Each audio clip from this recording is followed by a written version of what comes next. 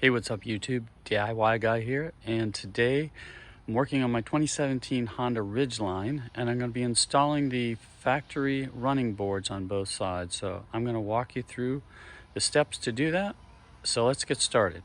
So just quickly, these are the parts for the factory running boards. I will leave the part number down in the description.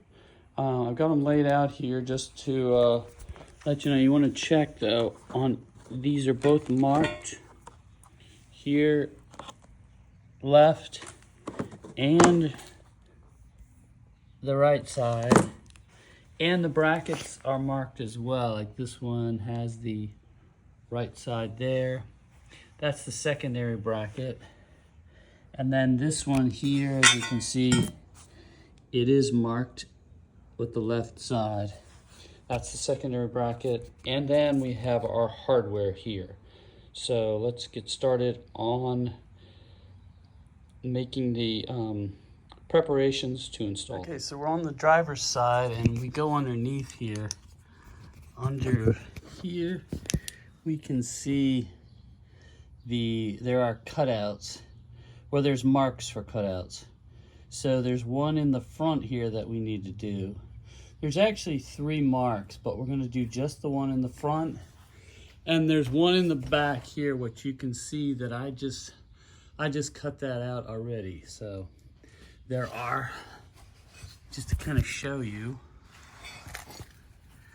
on the marks, you're just going to take a utility knife and cut out that's just plastic, so you're going to cut that out. And then if there's any undercoating over the hole, you're gonna move that out, scrape that away with the plastic. If you scrape the metal, you're gonna have to like paint it so it doesn't rust.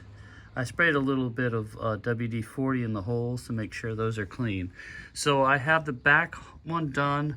Now I just have to cut out the front one, and then we can put the brackets in.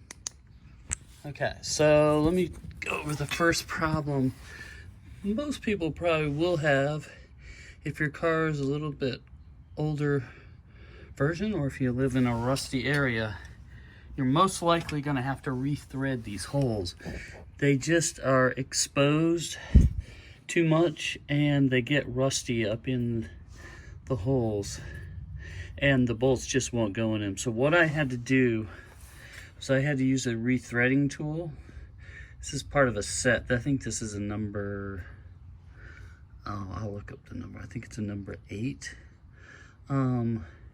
rethreading tool. And then you have to, I've been working it in and out with a socket wrench, and just you know, with the socket on the end to hold this, and bring it going in and out until the thread is cleaned out, because there's too much rust in that. So both of these I had to clean out, as well as the other end. And now you got to make sure that the bolt will go in. So now that I've got the threading tool going in there nicely, now I can get the bolts in there. So if you don't have one of these and you can see that the holes are rusty, that's probably something you want to get before you start the project. I got a set of these on Amazon, and I can leave a link to it in the description. Okay, now on the driver's side, that's the left side, we're going to take the bracket that had the L on it. Remember, there was one L, one R, and then 2 secondary brackets. So this is the one with the L that goes on the driver's side, left side of the car. And I'll screw it into here hand tight, and I'll show you that. Okay, so I put those in by hand, and then I take my 13mm ratchet and I tighten those up. Both those, not all the way yet.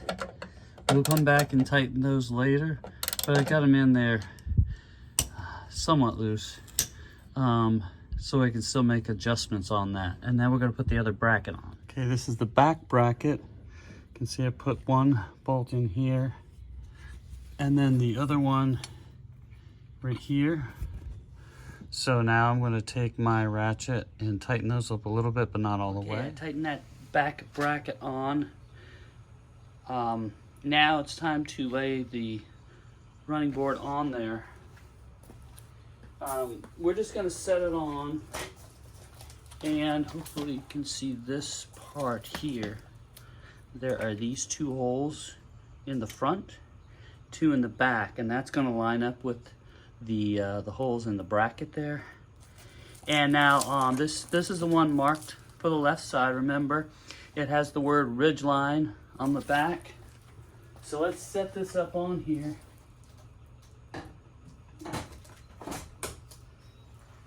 We're going to set it up on there and then line up those bolt holes, and I'll show you from underneath. Okay, so I've lined up the holes, and hopefully you can see it's a little bit dark here, but try to line those up on the. I'm going to probably just put these in here and kind of get the light on that a little bit better for you. Maybe I can get it in there. So it's always hard to see underneath here with so get these in and then tighten those in, but not all the way, just a little bit, and then we'll do the front ones and then we'll tighten everything up. I got all the bolts in. So now what I'm going to do is take my torque wrench and I'm going to tighten them all to 20 pound-feet of torque.